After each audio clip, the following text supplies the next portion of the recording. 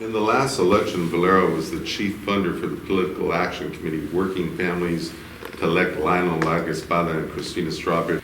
That Political Action Committee spent over $250,000 in an unprecedented effort to sway our elections. It worked for you, but greatly divided the community.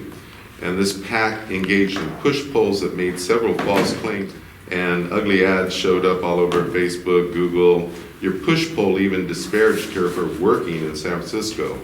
You say you want to be a good neighbor.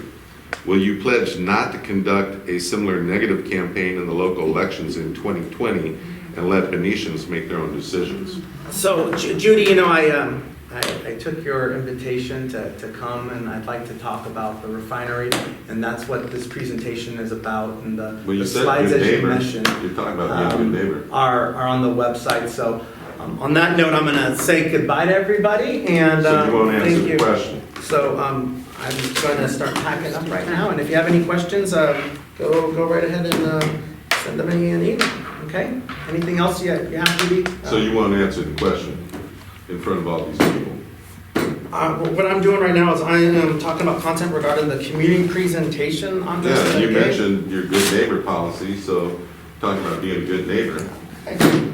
Thank you.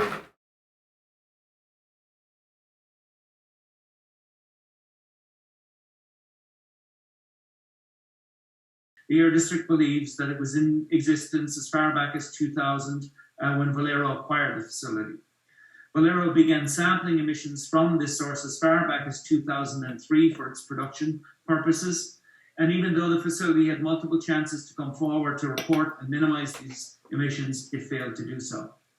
In fact, an exhaustive search of our permitting applications for this facility show no declaration of the existence of this emissions point, which led to the incorrect assumption that it was just a steam vent.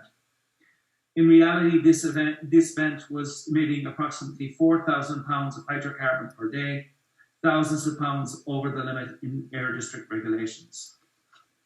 Based on Valero and Air District samples taken for this vent, we estimate the total emissions from this source to be between 2003 and 2020 to be over 10,000 tons of hydrocarbons, which included 138 tons of toxic air contaminants, specifically the compounds benzene, ethylbenzene, toluene, and xylene.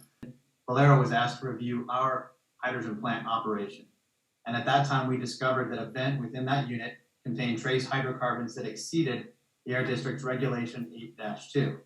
And as the Air District mentioned, we did have sampling on that stream that had gone back to the year 2003, but it wasn't that we were aware that applicability of the regulation applied to that vent. Valero began sampling emissions from this source as far back as 2003 for its production purposes, and even though the facility had multiple chances to come forward to report and minimize these emissions, it failed to do so.